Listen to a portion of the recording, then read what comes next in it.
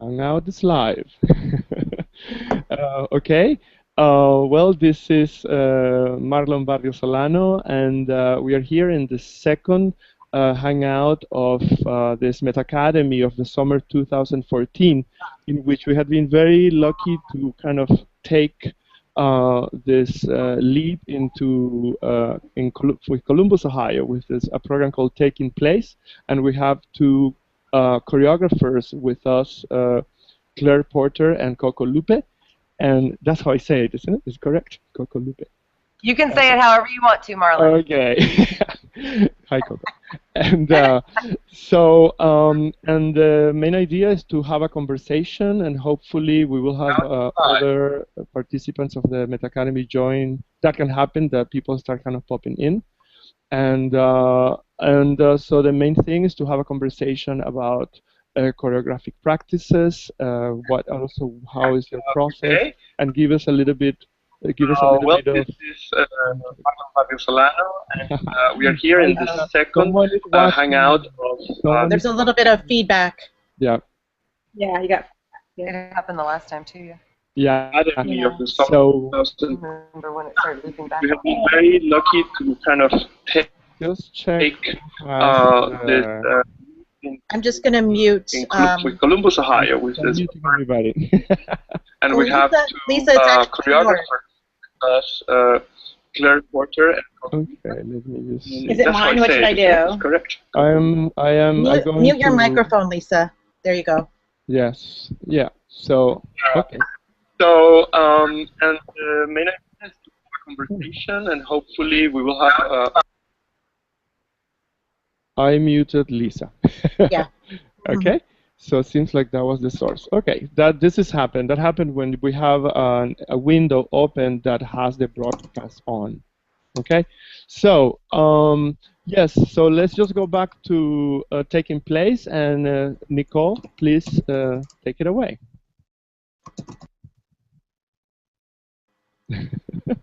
They have to unmute. I'm going to unmute them. Okay. Mm-hmm. All right. Great. There you go. Taking place. Yes. Taking place is taking place. Now he's looping again. And With Columbus, Ohio, which is. I mute Lisa again. Lisa, if you wear headphones, it'll take that feedback away. Yeah. Thank you, Josephine. Okay. So yeah, we're halfway through the Taking Place project in Columbus. Claire Porter got here last night. Coco's been here a couple of days. KJ and Peter have been here almost a week. Yeah. And we have the performance coming this Friday and Saturday. But more importantly, we have the process that's happening with all of these people living together and making work sort of collaboratively. We don't really know what's going to happen yet with anything. So, but we're having a really great time. We've got some awesome folks involved, and thanks for watching. Okay. Well, thank you. And so, Josephine, can you introduce yourself like very quickly, just to. Sure. Hi, everyone. My name is Josephine Dorado. I think I know some of you, and I'm very happy to be here. I'm a co-founder along with Rachel Boja and Marlon in Meta Academy, where we did the initial project at Bates Festival last year. I'm a longtime practitioner of networked performance and telematic performance, dating back about 10 years, and as well as other types of dance tech experiences, and very much obsessed with the ideas around the combination of digital and physical presence. I'm a professor at the New School as well, and the president of the Fulbright New York chapter. Interesting. Amazing. Hi. Okay, so now Claire and Coco, we can just start at kind of the very first thing is perhaps this main question is like how can we frame, you know, with introducing a little bit ourselves, like what do we do, and how do you kind of frame your practice right now and what's going on in Columbus. And we take it from there informally, so we can go first Claire and then Coco, or vice versa, whatever you want. So let's see. My name is Claire Porter, and I call my work Claire Porter Portables. Mm-hmm. And it was called Portables because I wanted to be able to do it anywhere. Mm-hmm. Did, but and I now combine language and movement, and I think of myself as a choreographer of language and a choreographer of movement, and merge the two. And that's what I do. Okay. You are based in mostly New York? Based, yes. I live in New Jersey, so based right around the New York area. Okay. Great. I'm Coco Loupe, and I am back in Columbus for this project after living here for about 10 years. And now I'm back in my home state of Louisiana and making a life for myself there as best I can. But I don't, I feel like I'm kind of in a in-between state of identity, of being a practicing artist and someone who has been an imposter for a lot of years, holding down a job that has nothing to do with a physical practice. So I feel like as much as my practice comes up for me from time to time, and I create these experiences in which I can feel like I have my natural identity emerge, which I don't know, those terms are loaded and cloudy and blurry, but I kind of come to making dances as a way to reconnect with the mystery of it and the mystery of my own self. So a lot of repetition frames my work, a lot of giving and receiving of movement. So there's a mirroring, there's a reflection between performer and maker. It's a lot of finding, a lot of re-identifying all the time, and staying curious about that. Trying to stay curious about that. What keeps me coming back? What keeps me coming out of being an imposter? I think that's the key word, the curiosity. Right. I think that drives most artists they're curious. We are curious about something and investigate it in the medium we own. So we're curious about any number of subjects, and as choreographers, it's usually investigating that in movement. Mm-hmm. So keeps us on the edge of our knowledge and and who we are and our knowledge of humanity and of ourselves. Would you agree? Yeah.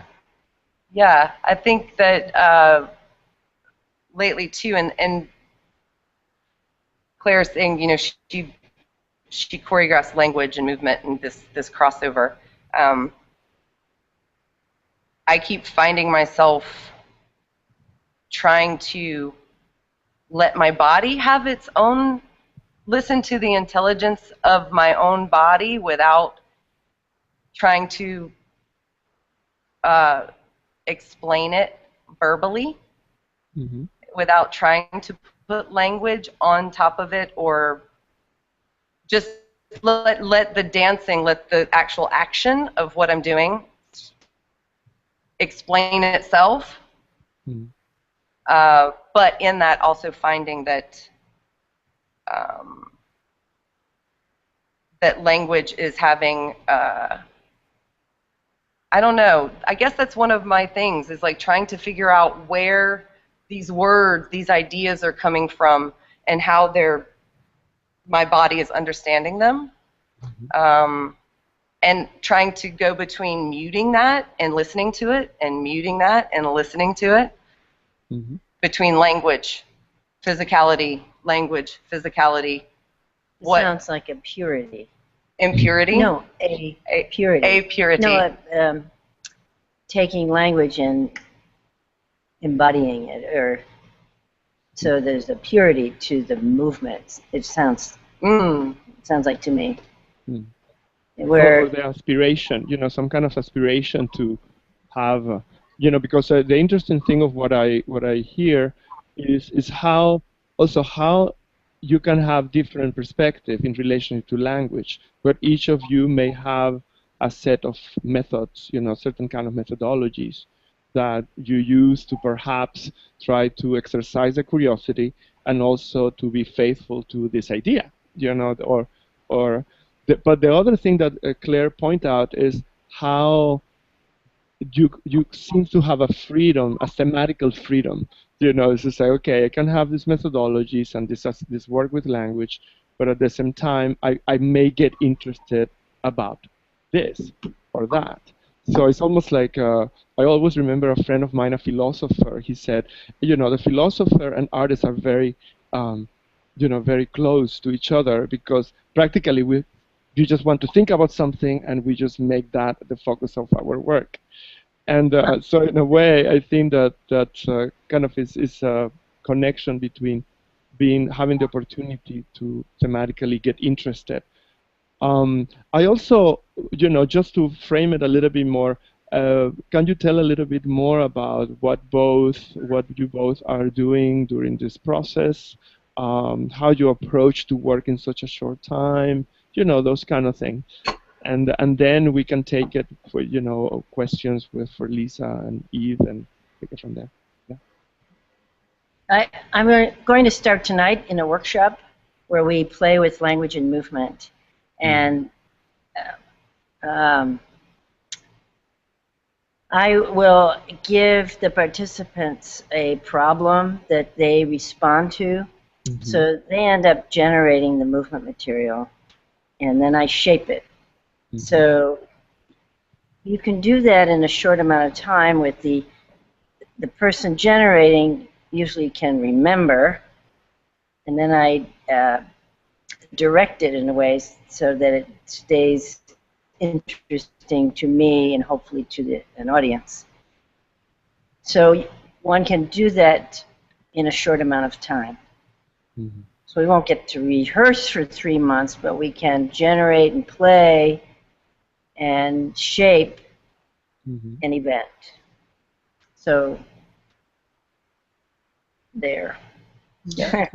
And I started my process here with a workshop yesterday, and just explored one of the strategies that I use called fishnetting, where I throw out material and the participants catch whatever they can, and then reformulate what the residue of what they caught into pieces of movement that I use as raw materials to then sort of let speak back to me about what the dance is going to be.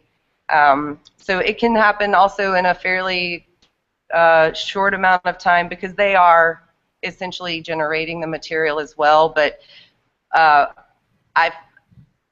it's based on movement that I suggest, so I get to see a little bit of where they meet me and I meet them, so that we can have our influences both come to bear in the process and in the final work. I don't know what the work will look like, but we have the materials fairly quickly to work with, and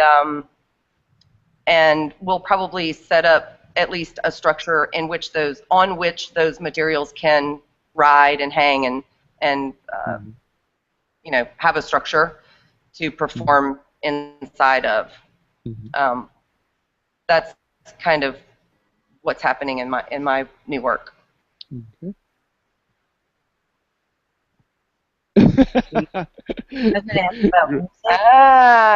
Music. Music, Dolly.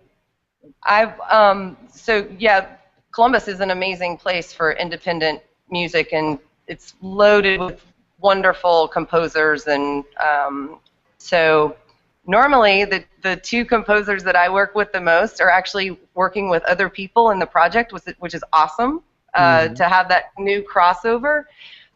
So I'm going back in the archives and digging up originally composed pieces that I think will dovetail nicely with what I'm doing, but trying to use local musicians and local composers so that there is a real coalescence of what is taking place in Columbus from all different kinds of media. You? Me? Music? The language is music. I think of that as musical accompaniment or music. And I brought some music I'd like to work with, and to overlay, depending if it works. And I often work with Guy Klusevic, who's an accordion composer out of New York, and Mary Ellen Childs, who's a composer who lives in Minneapolis. So I like to work with them and others too. So. Okay, great. And just a tiny question to practically be fair also with what we did last week. We talk a little bit of, it's part of also of the research that we are trying to do is set perhaps a little bit of matrix of influences. So it's in kind of in the back of our head and here at Meta Academy that we may be able to kind of visualize some of the, for example, if we ask you, you know, you can name from 3 to 5 strong influences from the past and from your past, either very kind of in the beginning of your career or now, or something that is, let's say something that is influential now, but it can have like a different temporal spectrum from a long time ago or just right now that you have this book in your suitcase. Right. Yeah. So my influences, Vicki Blaine, who taught choreography here, she was a major influence in terms of analyzing movement and structuring. All the Laban work, Rudolf Laban's, all his work was a major influence in how to read movement and how we're giving several ways of coming at movement. And Bessie Schoenberg was an influence. She taught choreographers in New York City, and her best advice to me, I remember, was she said, "Go hog wild." I love that. She wanted just keep going and see how far you can go. It's very exciting. What's now? What's right now? Influencing? I study history, human history, and I'm interested in the history of humanity. And so I'm working on a new solo that's about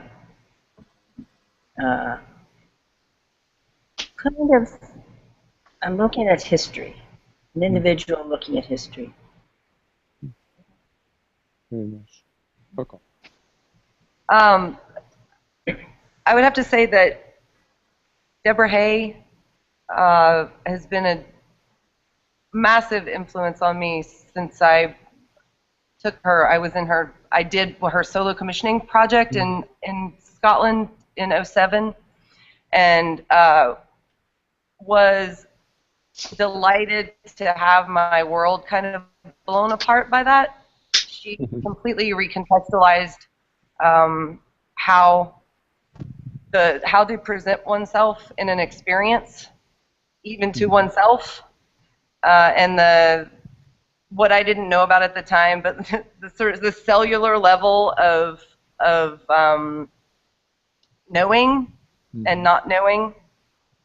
So she was a huge influence on me, and Susan Rethorst, her practices. I studied with her at Bairnstow and have read her book voraciously. Her practices of treating things lightly, trying to understanding that the dance kind of comes of itself, and that one doesn't necessarily have to impose external ideas onto an emerging dance, that it can actually have its own intelligence and its own way of building itself. I still don't know how to do that or if I'm doing it or whatever, but I go to those people for information, for strategies, to, like I said earlier, to continue to find ways to see myself as I continue to return to dance over and over and over again. Mm-hmm. And then right now I'm reading a lot of the books by Pema Chodron. Uh-huh. And her ideas about compassion and groundlessness are kind of shaking up what I expect of myself and of other people outside of the elusive art making that I'm doing. And then Murakami. His literature has always, I think my dances are always trying to make his books. But I know, I always find myself thinking, oh, this is like that scene, blah, blah, blah, and from, Wind Up Bird or something. Yeah. So I think I'm always trying to re-dance his books. Yeah, that's great. Yeah, so I would like to open it, to the group. If you have, any question, I think all the mics are open. I just want to point out this really interesting kind of clusters of concepts. There is like this ideas of the self, and then there's how language is related with movement. Also, this kind of interesting ideas of purity or impurity in relationship of the practice. The influences of Buddhism, I think, is enormous in practically everything that we're talking about. And the ideas of taking it lightly is there. And in this kind of the making of these practices, we name this cluster the practices of making, or the making of a practice. So it's like, because it seems like the doing creates the methods, and at the same time the method creates something. So in a process that is really hard to kind of detangle. So, and then that's kind of our hard call here. We are actually right now making knowledge or creating knowledge about unembodied practices, and we are definitely embodied through and mediated through this little stage. So anyway, I just wanted to frame it there because, of course, there is a lot of things, and it's not, of course, to have one answer. Is to have perhaps the multiple perspective of this thing that we have come to call choreography or dance, or making dances, okay, or just making with a formerly known dance. Right. Okay, so there you go. Take it away, peoples. Or if you can react to anything. We're waiting for them to ask questions. Oh, okay, here we go. What I would suggest too, for Lisa and for Eve, is to maybe give a little bit of context, say a bit about yourselves first. Okay. Well, I'm Eve. I'm in Columbus. I'm helping with the Taking Place stuff and taking workshops and dancing, and I'm dancing in life because of Coco and what she's done. But as far as a question, I have a question about curiosity and interest, and how artists or anybody sort of maintains that. Like, how do you keep your energy in your interest? Like, does the interest or curiosity itself feed you, or do you have to keep reminding yourself that you're interested or curious? I don't know if that makes sense. Well, I think there's no end to our learning. So if you're curious about, I'm curious about how we influence each other, and once there's no end to that. So you might at some point make something from those ideas, but it keeps, but there's no end, so there's always something else to study. There's another poem to read, there's another playwright to read, there's another body experience to try on. So all of that feeds. And it's as though you're on a path of who knows where, and every now and then you create a response. A response, I think, is a good word. A response to your investigation. Mm. So seems to be no end. Yeah. And if you kind of come to a place where there is nothing interesting, you can sometimes just go to the library or go to a coffee shop there, listen to people. It's so amazing how people are talking now, or see what they're wearing now. You can shake yourself up, and I think that's a good thing to do. Yeah, I think. Do you have, that's for both of us, right, Eve? Yeah. I was just having this conversation with myself on the way down here when I was driving. And I thought, what if they asked me why I still make dances? Like, what if this question comes up in these interviews? And I thought, like, I don't really have an answer for that, but I came up with one. So let's try this. I still make dances to find out if there will be another dance. So if I go to the dance, I go to the process of making dances to find if there's always something inside of that dance, inside of that process that makes me want to make another one. Mm. I'm also open to the fact that one day that might not happen again. That might come from something else, but I go to the process of making dance because it's less about the dance, the thing that's going to happen, and more about having the experience with people. Mm. So inside of that, there's usually something in that experience with people that makes me want to make another dance. Cool. Thank you. Hi, I'm Lisa, and I'm from Los Angeles originally. That's why I'm here. I'm visiting family. But I live in New York, and I'm a choreographer and a performer, and I've worked in a few pieces with Claire, I'm proud to say.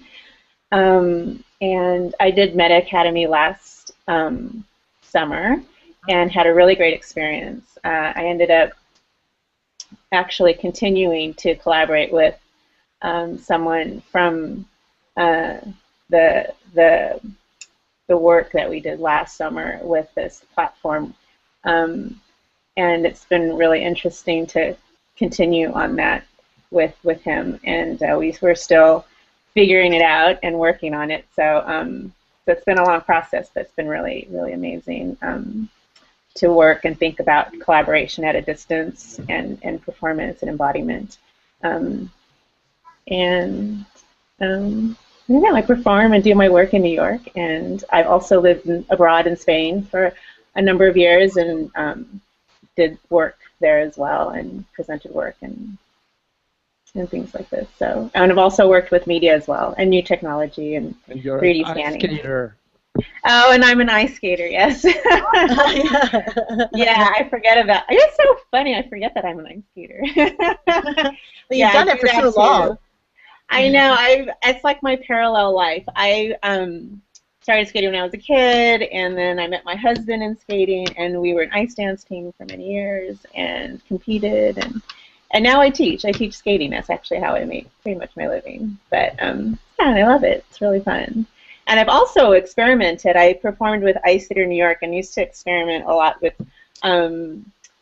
movement and dance and things with on ice and kind of doing more, kind of taking ice skating out of its context a little bit of the traditional way of looking at it. But yeah, been fun. So, I see a question. Oh my God. Well, I don't know. Let me see. Well, I agree. I don't know. I guess I'm trying to hear the words. Like, actually, Claire might be really excited about this, but I actually have been working a lot with language. I speak both Spanish and English. I grew up I'm Mexican American, so for me, I've been interested in code switching lately. I don't particularly code switch, but my family does, and I've always been interested in this sort of phenomenon of taking two languages and mixing them in the same like sort of grammatical structure, and so I started to really focus on that and see how that influences movement. And so my question, I guess, for you is, how do you like cross or recombine things from one either genre or field into something of another? I don't know if that makes sense, or embody that sort of. About sound. It could be sound, yeah. Different, it could be. Like, how do you? I know, Claire. I know how you approach it, but maybe like, yeah, it could be sound. It could be maybe something that comes from a theoretical or academic thing. Like for instance, like in linguistics, like there's this whole theory about language and how it's used and how it evolves in certain cultures and things like this. But like, how do you see that working or fitting into movement or movement patterns or maybe in daily rituals or like? I play with deconstructing some language and then putting it back together, maybe with a different language, and abstracting it so it gets to be sound. And I think of it as rhythmic. What's the rhythm of it? Rhythm. And I also think you can gauge the levers of intensity. You have, sometimes you want the movement to be kind of the draw. Sometimes you want the sound. Sometimes you want the meaning. Sometimes you want it more of a feeling with the music. So if you have these like sound levers, you can change the intensity. So some you might want you want the movement to read, or now you transition and overlap into actual statement or a question. It could be just a plain old question, or maybe the sound reads with the movement and combining. And I think the only way to find out what you want to do is to find out what you like and play a lot. Okay. And try it out on people. Well, what about people? What about other languages? Maybe a language you don't understand. Like it doesn't have to be Spanish. Maybe it's, I don't know, Russian or something. Like how would you play with that? Like if you had to. I had in Namely Muscles, I have a poem called something about tongue, the language of tongue, and I translated a poem into Ukrainian, Spanish. You might have helped me with that. I think I helped you. Ukrainian and there's one I couldn't do, Chinese or something, and then sign language. So I went for help. So I wouldn't. I tried my best to speak the language. I have a little aside about that. I feel like as far as language and codification goes, and towards Lisa's question about maybe language that you're not familiar with, is I feel like that goes back to some of the experiments that we did last summer with Nancy Stark-Smith's global underscore, and actually codifying it into sort of a visible symbology. And then, like, if you look at the symbology that John Zorn uses with his improvisations, where he holds up the visual aid that prompts the next section of things, I feel like this is very much about, like, if there is not, you know, a common language, verbal language, that there can always be an outlet for some sort of visual prompt or some sort of codification that enables the translation to happen in a different way, even if it's just being prompted by a visual inspiration that takes you into a transition, that takes you into next section. And, you know, things like the global underscore and John Zorn's structures and things like that that have been experimented with. Like, different kinds of scores, I think, come into play. And those are really interesting to look at as far as codification goes. Yeah, and I think that, you know, there is like a higher question, you know, in the level of perhaps signification is actually how we create signification, you know, because then I remember I interviewed William Forsythe probably 4 years ago or something, and he said, you know, he said choreography is an organizational practice. You know, he called it is literally how we gestaltically organize things, and then, but how meaning is made there is a quite human process. You know, that there is coding, encoding, decoding, but also a linguistic can have, you know, many layers to understand the grammar as order, but also the many associative networks that in which we are. So it seems like there is always this process of mapping and remapping, but also Claire point out this fundamental pattern because of rhythm. So no, so then between rhythm and signification, there is a cultural space. You know, it's like this. When you hear a foreign language that you don't have any idea, you are literally perhaps listening to a level of just a sensorial. It's just purely sensorial because you don't have the perceptual categories or linguistic structures to put it. So, and I think that, you know, of course, it talks about what we think dance is. Of course, is part with some kind of codifications that come from trainings and all this stuff. So and anyway, I would like to see if there is a possibility of you. I like these encounters to also be an opportunity for you to ask each other some questions. So let's see if there is something that I feel that is in this encounter. There is a generational aspect that I think is really interesting. There is also the question that came out last week, and KJ was there, and she said, I don't want to talk about the kind of the aging performer, but you know, but there are things that I think are very important right now in relationship to our practices with the biological reality of aging, and also for the cultural realities of the practice. I'd like to talk. Can I just add that I didn't say I didn't want to talk about it, but I didn't want to talk about it. So, yes, I'm sorry. You said that that it was quite complex. Yeah. Yeah. You guys, Can you reframe it again? Excuse me. I have to get going.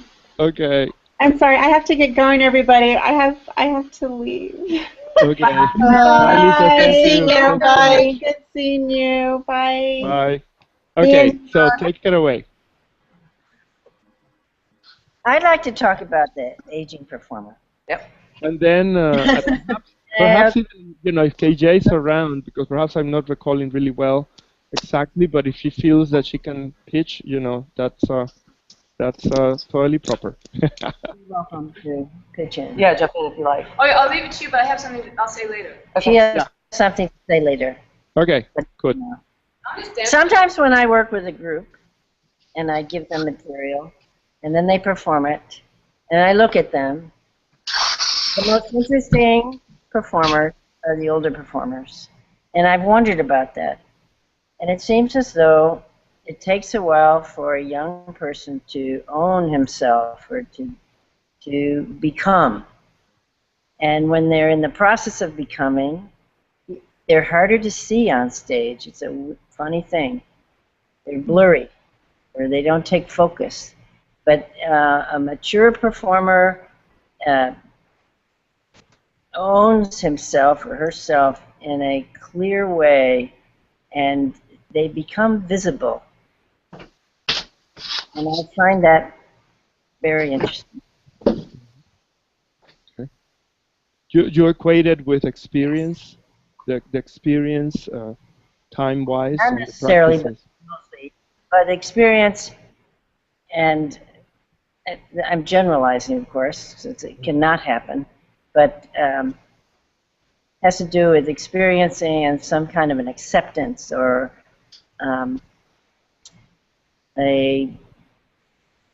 it's more than experience, it's self-education of some kind. I think that, I think you gather experiences as you go on, and at whatever age you could come across profound experiences that train you or enlighten you to certain other ways of being. But one thing that I've come across even myself, I remember feeling this and needing this in a lot of ways as a younger performer, the need to be looked at rather than wanting to share being seen. So I told you earlier, Deborah Hayes very influential on me in the way that I perform and try to coach people inside of a process. And she said, inviting people, the invitation to be seen is one of the most generous things that you can do in performance. And I think that when you're younger, there's a tendency to want to be looked at, and instead of wanting to offer out. The perceptual field around you, to be seen, to be luminous and permeable, so I think that's what, as I've aged, it sounds a little self-serving, but I feel like I'm at the most nuanced place of being a performer. Maybe because I've allowed myself and I've sought out opportunities to see and to be seen in different ways, and from different locales and different perspectives and engagement levels as a performer, and even as a maker too. How do you communicate what you want to be seen, what you want to see, how you want people to feel good about being seen in this visual art form? So learning to be very clear in your communications about that, I think also then what you get back from those questions and those askings tells you a lot about what you're expecting and how you also formulate yourself in those situations. Yeah. Does that make sense? Yeah, beautiful. Yeah. Well, I think that, it makes a lot of sense. One of the main things that I think that is very clear is it's a question that is that is more like it's a realization, in relationship to what the context of performance allow to do as a cultural practice. So I think that's what I think is extremely relevant, because we're talking in this process. When I read the proposal, there is this mentorship going. There is a mentorship in itself. It has it brings this idea of lineages of an experience, person who has more experience, and also it's like I think the fundamental questions is and KJ mentioned last week in a very articulate way that I have to go back to. It's like how she is in this ongoing thing that also this co-learning, this learning from the experience. And she doesn't say, like, it's not that I have this many things, this thing that I'm going to give. It's because that puts, it's almost like put you in this kind of meta-hierarchical position. So, but at the same time, there is an acknowledgement of a wise perspective in a certain way. That's what I'm noticing. That is really interesting. Without creating a sense, trying to not create a sense of hierarchy, and at the same time acknowledging that this field has evolved through many revolutions and deconstructions to be aware of the changes of life, of life itself. So there, for me, that's a very interesting question in relationship to a lot of the tension that we live in relationship with aging and other kind of segregation or other kind of differences. That's what I bring. But I think it's is out there in the making. Josephine, do you have any questions? But I would like also if you can ask questions to each other to be wrapping up. Oh, right. Yeah, no, I was just going to hark back on what Coco and Claire brought up with regards to sort of the aging performer, but also what you just spoke about, Marlon, in terms of just how the field itself is evolving. I feel like the meaning of dance has definitely evolved, throughout the past few years. Sort of the scope of what we mean by dance. And the languages around that. And I also feel like, for myself, to speak towards what Coco and Claire were saying too, is I feel like, what I've experienced anyway in my own life is sort of being open, learning on this constant, this constant cycle of learning, but also being open to less definition. Right, or sort of like an openness of definition, rather than sort of, rather than going for something linear and hierarchical, something more open and something flatter and something that is very, very fuzzy sometimes, right? So it's sort of like the projects that I've been interested in and the way that I define myself has become increasingly more blurry, to the extent that when somebody asks me what I do, I'm often totally stymied as to how to answer, and it's like a constant challenge to sort of reverbalize what that means, and also to different audiences. Like if I'm talking to somebody who's in the arts or in dance or in science, and like how to sort of frame what that means, but sort of like just a general openness to exploring outside, coloring outside the lines, so to speak, and being okay with that. Yeah, Coco. Speaking of, sort of as you go along in your career path as an artist, as someone who makes something, it's almost like every person I come across who is currently making dances. Maybe you can speak to this, Claire, too. They don't want to make any more decisions. It's like the dance. It's like I feel like when I want to set up a series of experiences that can be performed, but I don't want to make the sort of conventional decisions that go into making a dance, a thing that has fixed corners and, all the stuff inside of it that is a dance.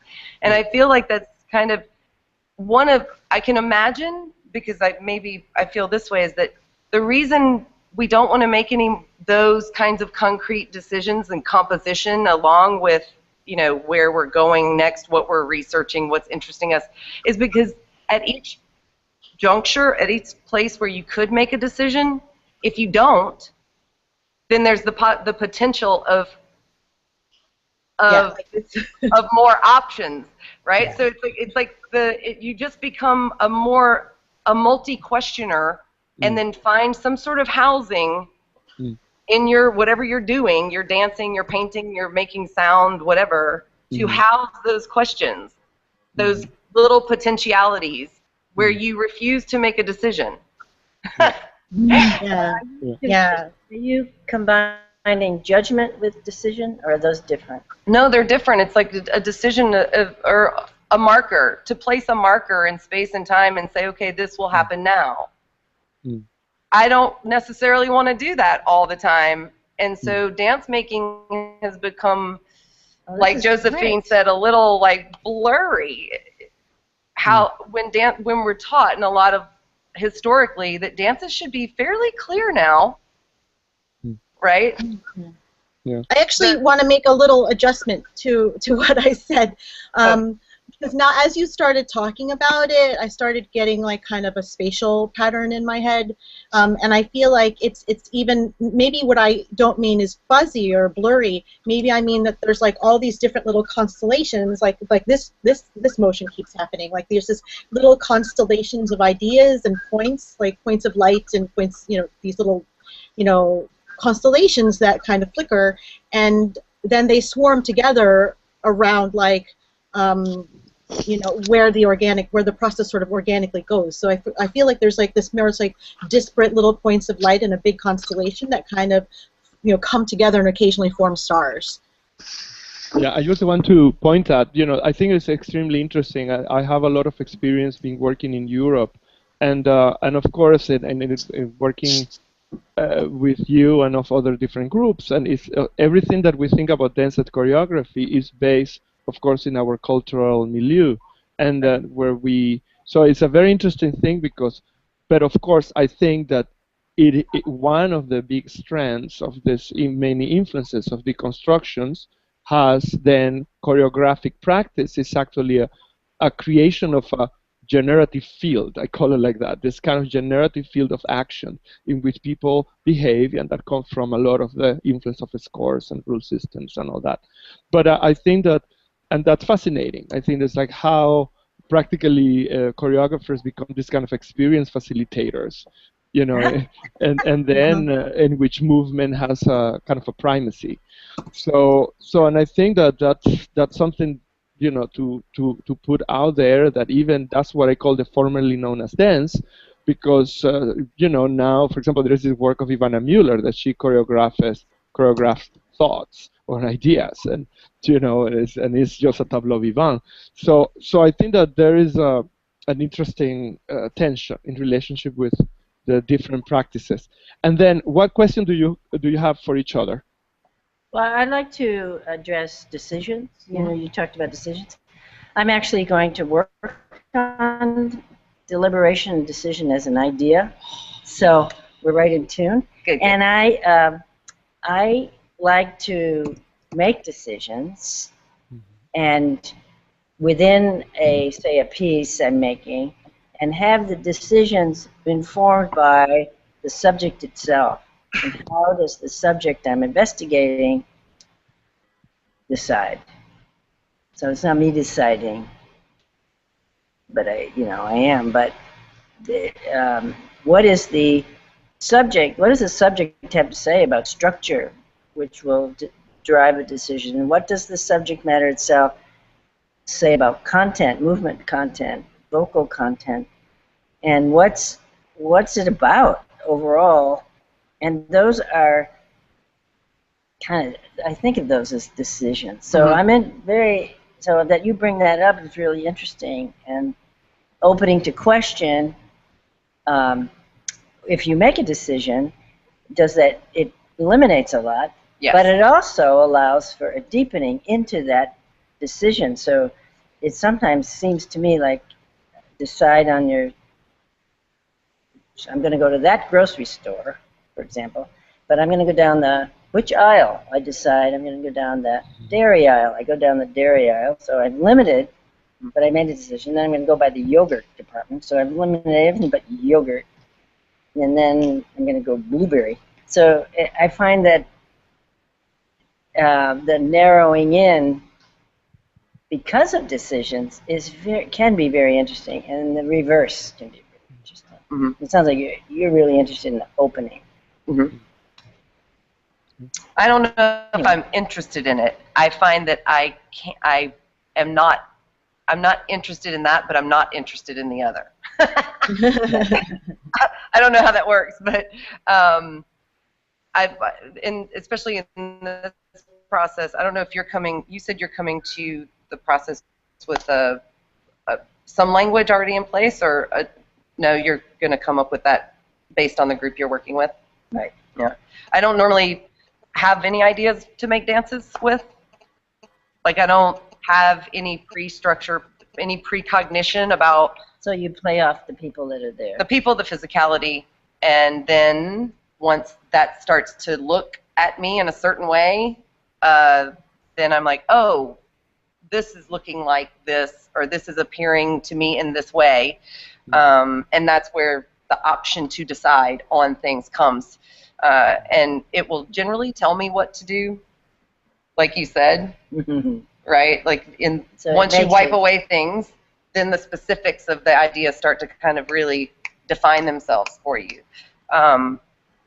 But I think it's because of the improvisational nature and curiosities about our process. You know, the curiosity, it's hard to lay the curiosity down out of the gate, right? Like, it's full of curiosity. You want to kind of dig and dig and dig and like churn things up and generate and everything. But after a while, it's like, okay, I can't be curious about everything right now. Especially since your performances do. Yeah, especially if the dance is due in 3 days. Yeah. So it's like, well then, okay, what, like you said, how do you come down to some very smaller kind of chunks of this thing and become intensely obsessed with those right there?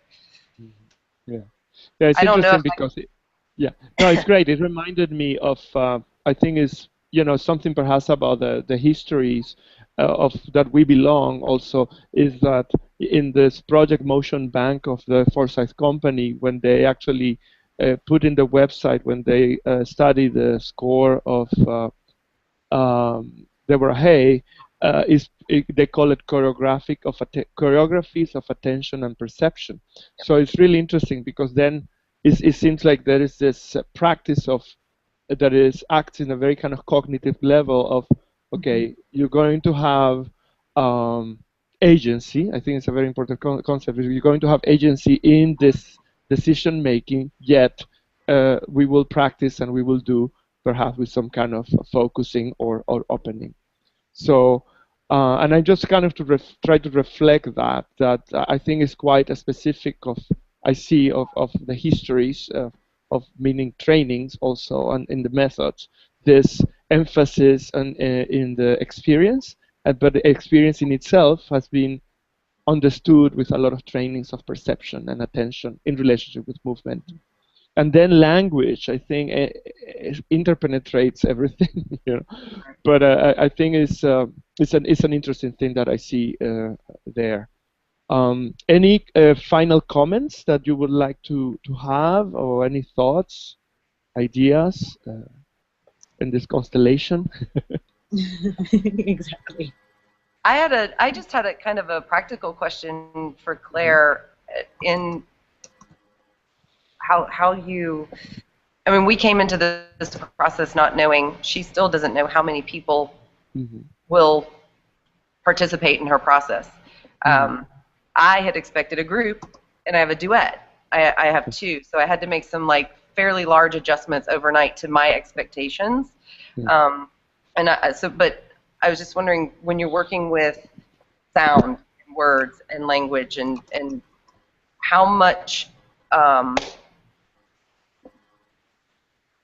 in your own mind are you storytelling through this process, or is it just? I don't think of it. And there might be mini stories, but not an overall story. That's what I expect. So threads of building stories, maybe. So more like, I sometimes think of it as philosophical questions about something that emerge as little events within the piece, and hopefully tied together overall. We'll see.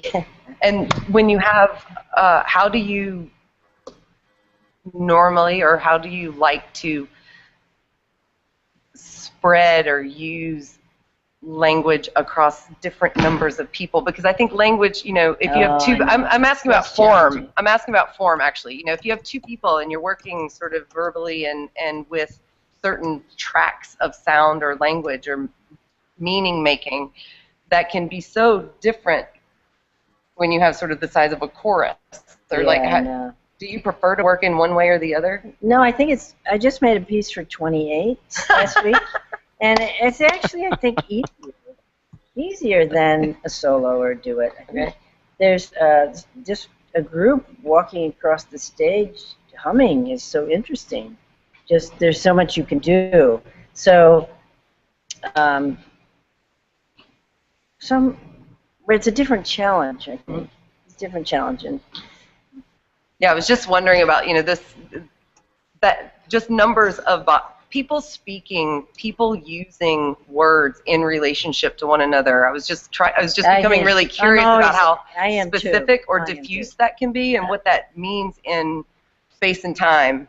I am curious about that too. You are? Okay. Yeah, you can speak one, then the other. You can speak at the same time. You could alternate. You could be quiet. You could. And then how you carry that language in the body through the space. There's all that. I don't know. I can't wait. Stuff. I can't wait. Yeah, I think that it's a good point to kind of wrap up. Because one of the things that when Rachel and I and Josephine and we were really lucky to have last year Nancy Starker-Smith with her precision, of the underscore and the histories of her curiosity in relation to so many things. Then this year we have the opportunity to work with different venues and many people. So then we are creating this umbrella of what is that thing that is choreographic thinking, or even what Susan Redford called like a choreographic mind. What is that? It's a lot of tension in many different angles. So, and I think that of course we will witness this many broad array of methodologies or ways of thinking, and at the same time we're trying to see what is meta. What is in the level of cognition? What can we get? What kind of order are we trying to find? The question with what if we really know we can detect some kind of underground structure or something, that will reveal through this process. So, meaning in what we say, it's practically what is the choreography of our own ideas? What is the ecology of all these ideas that we connect together, and where do they come from? So that's kind of what we want. So I would like to really also invite you to. This is an open dialogue, so we're trying to understand the format as we go along. And then we will have, a last dialogue. I think it's Saturday. I have to Saturday at 10:30.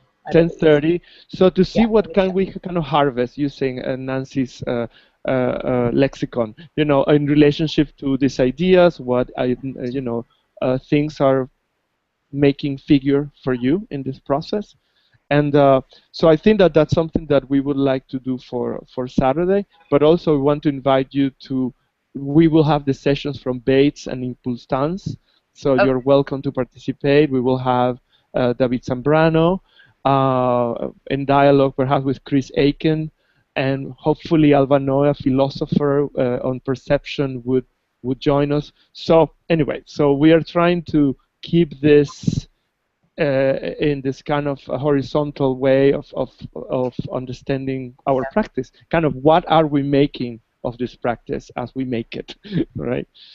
Yeah. So last thoughts, and we are ready to stop the broadcast. Wait, do you want to see what's happening really quickly? Hang on. Yeah, show us. Can you see that? Wow. Yeah, nice. Hi. Hold on, let me just take a picture.